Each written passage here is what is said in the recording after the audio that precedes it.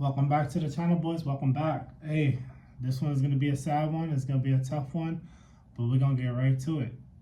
Have men finally caught on? I think so. I think the tide is turning.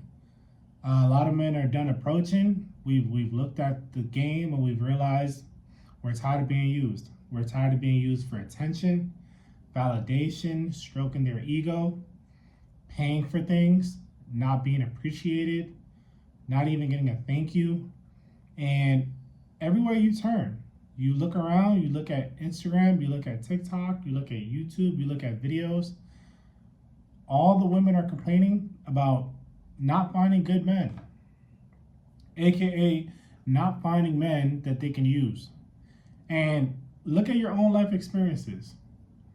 If you are not valuable or useful to a woman, does she acknowledge you? Is she nice to you? Does she even say hello to you? No. Chances are the answer is no. The only time that they are looking for us is when they need something from us, i.e. a relationship and marriage. And you would ask yourself, if men are so bad, why are women still pushing for marriage in 2026? Why are they still pushing for dates in 2026? Why are they pushing for traditional relationships in 2026 if they claim they don't need us? They're strong, independent, and don't need a man. Until it's time for them to need things. And when they need things, the first thing they call is us, a man. There's videos right now of women going to grocery stores, Home Depot, looking for guys, right? Or they're on an airplane and they couldn't get their luggage up. And the first thing they do is make a video saying, I was doing this thing and no man offered to help me. I was doing this thing and no man bought me a drink. I was out, no man came up to me. No man did this. It's because we finally caught on. We caught on that you don't really care about us. Think about the last relationship you were with. You probably got valued so little that you can remember on one hand the amount of times you actually felt valued. Now, don't get me wrong, there are some men who are in loving, happy relationships, but I think the majority of men are not. And the majority of men don't even realize it. And if they do realize it, they've already accepted that the sunk cost fallacy, where they've been in it for so long that they're afraid to walk away. They're afraid to start over and they don't think that they're going to do any better. So they just accepted it. If you are a self-respecting man in 2026 and you got your head on straight, your body's on point, even if it's not on point, you got a good job, you got a good head on your shoulders, and you're just kind of minding your business and trying to find joy in things that you do, you're stuck. You're at the fork in the road. Do I go date and try to find a good person who's going to add value to my life? Or do I stay single? And I think more men are saying, I'd rather stay single. Like, the amount of hoops you have to jump through to try to find a decent woman is crazy. Like, we see how these women talk about their relationships. We see how they talk about their boyfriends. We can witness it on social media. They hide their boyfriend. They don't post their boyfriend. All they do is post the plate, never the date, right? You've been on how many dates that you've paid for? How many of those do you actually feel valued for? How many of those dates did they actually take time to ask you questions about yourself versus them just talking about themselves? I just went on a date on Friday. Figured, you know what, let me give this a chance. You know, she's been throwing me hands, so let's go to dinner. It was like pulling teeth. They don't know how to have a conversation. All they care about is looking good, getting attention, and getting validation, and feeling wanted. Because you are a utility. Any man that is dating, any man that's in a relationship, you want to feel needed. That's a given. We all want to feel needed. But in terms of women, they've learned how to weaponize that and realize that if they can make you feel good by feeling needed, you're going to keep giving and overextending. And I think a lot of men have caught on, whether you are 20, 25, 30, 35, 40, 45, 50. We've all had the same experience. It's not like the 1970s, not like the 1980s, definitely not like the 1990s, bro.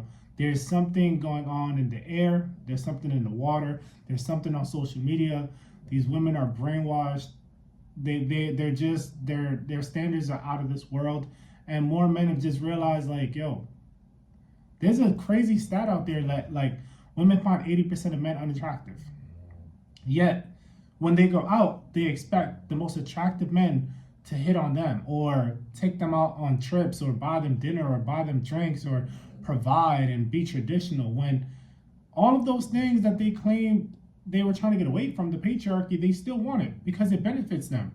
So you got to ask yourself this. Have they caught on that we caught on? Or are they still trying to manipulate you? Think about any time that you've wanted to do something for yourself in the course of a relationship. What has your girl done? She's a good girl. She's an amazing woman. She's going to support you and go, yeah, you should do this for yourself because you really love to do this. I don't think that's the majority of women right now. I think 90% are like, no, that's stupid. Why are you doing that? You want to go kick it with your boys? No, that's weird. You should be hanging out with me. You want to go play video games? That's lame. You should be doing something more productive. And all of these things are coming from the same place. You having hobbies and living your own life for yourself is taking away from what you could be providing them, which is the only thing that they care about. Think about why your girlfriend would be upset that you would want to spend your day, let's say, playing video games. Because in her mind, she's thinking, you could be doing something more productive, not for your future, but for her future, right? Think about all the videos you've seen, or maybe your own experience of a girl wanting to break up with you because you're just not ambitious enough, right? You could be making more money than her. You're still not ambitious enough because she wants more things out of you, meaning she can't afford things. She's not willing to go work overtime. She wants you to work overtime to fund it. If you are in a relationship and you have kids, your kids need things, you're doing the best you can to provide it, she's going to be the one to put things in their head. She's going to be the one that says, you're not doing enough. If you work too much, you're not doing enough around the house. If you do too much around the house, you're not working enough. They just refuse to be happy. And the ones that are happy, that's a very small group. And I think that's really the last hope that a lot of men are holding out for. And the more we turn around and check our social media and see what women are like in real life, like, they don't even acknowledge us. Whether you're good looking, ugly, fat, skinny, bro, go to the nearest mall. And just do me a favor. Try to smile at a woman and just see if she smiles back. And this is not to go look at an employee. I'm talking about a regular, everyday woman. She's going to walk past you like you don't even exist. This is the same woman that's going to go online and say, I was at the grocery store and nobody offered to help me put my bags away. Someone saw me struggling, aka men, and no one offered to help me. I got into an argument with blah, blah, blah, and no man stepped up for me. Anytime you get into an argument with a woman, what's the first thing she's going to do? She's going to call you out your name, yell at you, call you all types of stuff, and then she's going to go to her backup. I'm going to go get somebody to deal with this. Not her. But they're willing to make it about aggression. But when you counter back with aggression, you're toxic. So I think a lot of men have woken up, man. It's low-key sad, bro. I know so many guys who are paying child support, even when they see their kids half the time. And they can't win. They can't beat the system because the law is on their side. I know guys who've gotten fleeced. One of my friends that was a client for many years got married because he really believed in the dream. I guess the blue pill, where, you know, if you do right by her, you do good, you be a provider, you do the whole nine, she's going to love you and respect you. That's not the case.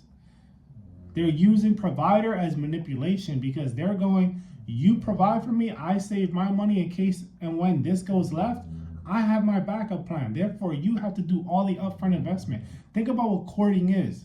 You invest in me, I sit back and figure out if you're worth my time. This doesn't make sense.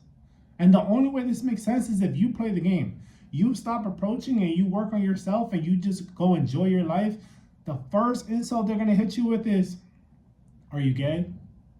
Why don't you have a girlfriend? Why aren't you married?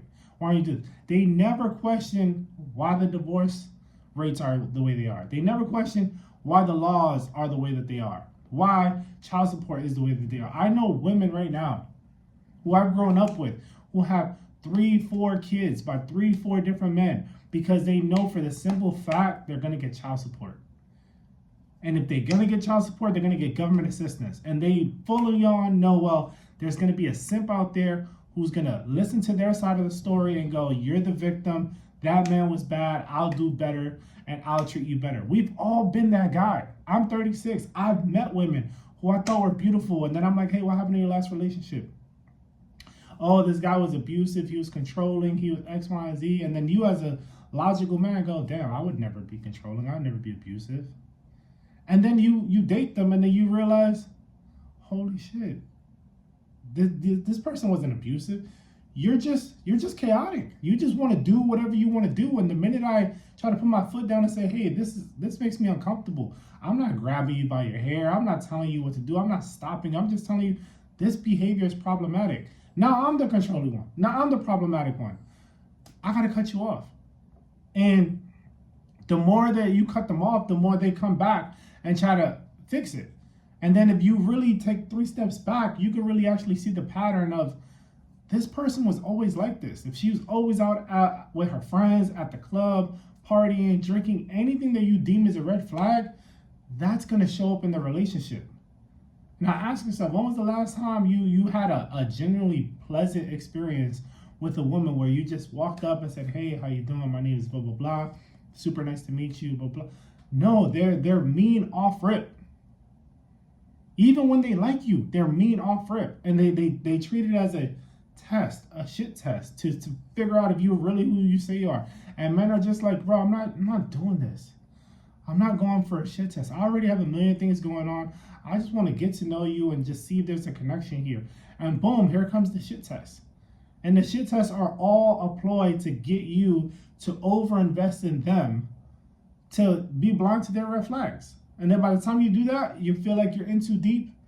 This is where the games begin. So I think a lot of men are catching up, man. They're realizing provider is a scam. All you really want is not to do any investment and not to bring anything to the table and to hide behind, religion and society standards and this, and you're the man, so you should do this, and I'm the woman, but I shouldn't have to do anything. And a lot of men have just realized, bro, this is pointless.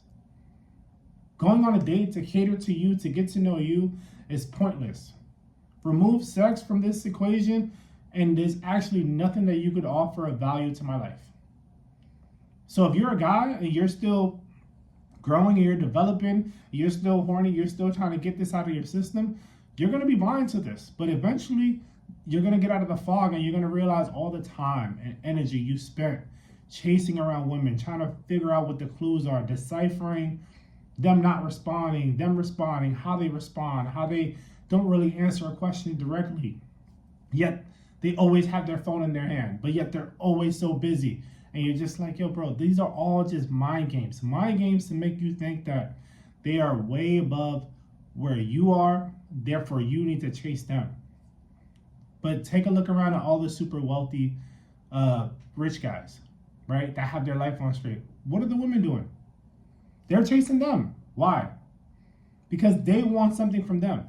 Not because they want to love them, not because they think that they're amazing. No, because they have something that the women want, which is security, stability, money. Why would a woman say, I like generous men in her dating bio? Or I really only want to date guys who are blah, blah, blah, and work in finance, and they're wealthy and they're rich. Why? Because they already go into expecting men to be generous with their money and spend money on them.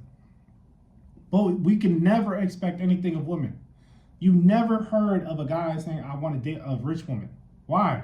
Because we never think of it as they're going to spend money on us. We are generally with them because we want to be with them, because we find them attractive and interested. They're not with us for the same reasons. They're going, you're attractive, you have money, I can benefit from this. Cool. This is something that I want to do. What by any means necessary. If I got to play nice to get your attention, if I got to give you sex to get your attention, cool. But trust and believe, there's women out here that are trapping men. Why? Because they know that they have the law on their side. They know that once they have a baby by you, they're assuming you're going to be a good guy and try to make it work. Another way for them to win. And if they don't win that way, they still get child support and alimony.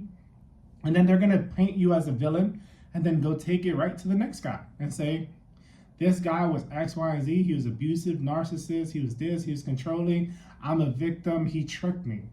But these are the same women that are pushing for relationships and pushing for marriage. Why would a woman push for marriage if she didn't benefit from it? I don't know many men who've woken up and dreamed of being married, from the time they were 6 years old. But women think of this all the time. Yet they don't need men and can do bad all by themselves. Yet when they get in a relationship, here comes the clock. When are you going to propose to me? When are you going to marry me? When are you going to make me an honest woman? All of it is a plot because they are trying to erase their past. By getting married, that's them showing off that, hey, look, I had my fun, I did what I wanted to do, and I still found a sucker to marry me. And if this doesn't work and I have a baby by him, I'm not going to be looked at as a bad person because I already did the formality of getting married. But if I don't get married and I have a baby, it's going to make me look bad because then I'll be a baby mama. And that's the real scheme. So you have to really think about it. Any woman who's over the age of 25 and still not married, ask yourself why. She focused on her career, her money, traveling, and taking Instagram pictures. And at the end of it, of all of her hookups and all of those phases, she's looking for a sucker. Hopefully she'll be attracted to him. Hopefully he'll have a good job. But either way, she's looking to get married. Because if that doesn't work, she knows she can turn around and go right back on the streets and someone's going to buy her story. So I think a lot of men are catching on. Sorry, there's no takeaway, but I think if you're a man and you are minding your business, keep minding your business. Hold the line. Hold the line, focus on yourself until a woman proves to you that she's going to add value to your life that's anything other than sex. That's the true measure right now in 2026. Because if you're still thinking with your little head and not your big head, you're going to be jammed up. And if you don't believe it, look around your life, look around some of your friends, and now ask yourself, do they look happy or do they look stuck? Imagine having to lie or ask your girl if you can do something because you're afraid she's going to catch an attitude or flip out on you. That's what a lot of men are dealing with in relationships. And that's why a lot of women are upset when men are deciding to stay single, especially the kind of men that they want to date, because they can't manipulate you. And if you're not at that level, it's fine. You're not missing out on anything. Focus on yourself, stack your bread, hit the gym, live for yourself. And until someone comes into your life and actually provides value, don't waste your time. Peace.